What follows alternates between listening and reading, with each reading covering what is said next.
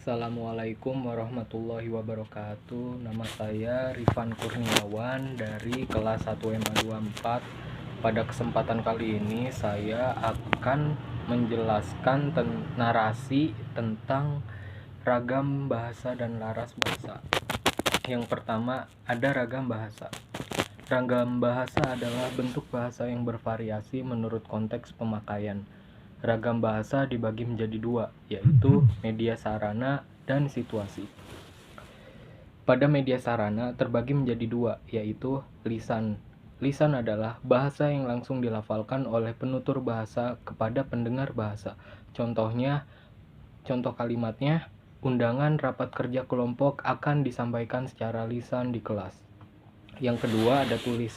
Tulis adalah ragam bahasa baku yang digunakan sebagai sarana komunikasi secara tertulis. Contoh kalimatnya, Ardi menginjak pecahan kaca sehingga kakinya terluka. Yang keempat, ada situasi. Situasi terbagi menjadi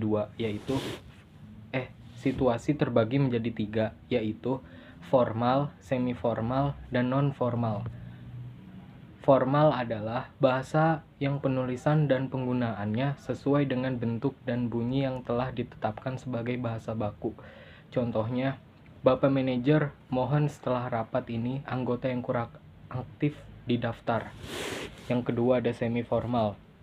Semi-formal adalah sebuah ragam penuturan yang menyampaikan kalimat dalam bentuk yang tidak lengkap dari segi struktur atau gramatikal serta menggunakan ragam bahasa tidak baku atau resmi. Contohnya, kalau soal itu saya nggak tahu persis.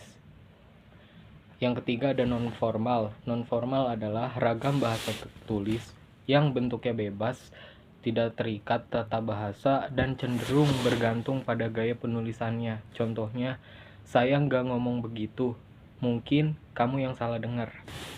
Dan yang kedua, ada yang namanya laras bahasa. Laras bahasa terbagi menjadi 8. Yang pertama ada laras bahasa iklan. Laras bahasa iklan adalah bahasa yang dapat menarik perhatian pembaca untuk membeli atau memakai barang atau jasa yang ditawarkan dan digunakan untuk membuat iklan. Yang kedua ada laras bahasa fitur. Laras bahasa fitur adalah tulisan hasil reportase atau peliputan mengenai suatu objek atau peristiwa yang bersifat memberikan informasi, mendidik, menghibur, meyakinkan, serta menggugah simpati atau empati pembaca. Yang ketiga ada laras bahasa lagu. Laras bahasa lagu merupakan tulisan yang menggambarkan ekspresi seseorang tentang sesuatu hal yang dialami, diamati, didengar, maupun yang hanya di dalam imajinasi. Dan yang keempat, laras bahasa komik adalah bahasa yang digunakan untuk menulis cerita bergambar yang umumnya mudah dicerna dan lucu.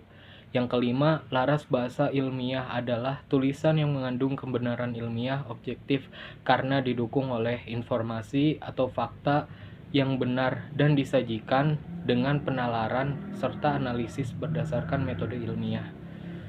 Dan yang keenam ada laras bahasa jurnalis. Laras bahasa jurnalis adalah bahasa yang digunakan wartawan dan dinamakan bahasa pers atau bahasa jurnalistik. Yang ketujuh, ada laras bahasa ilmiah populer. Laras bahasa ilmiah populer adalah sebuah tulisan yang bersifat ilmiah tetapi diungkapkan dengan cara penuturan yang mudah dimengerti. Dan yang ke-8 ada laras bahasa sastra. Laras bahasa sastra adalah bahasa yang merupakan hasil dari cetusan kreasi, imajinasi, dan pengalaman. Sekian dari saya, kurang lebihnya mohon maaf. Wabillahi taufiq walhidayah. Wassalamualaikum warahmatullahi wabarakatuh.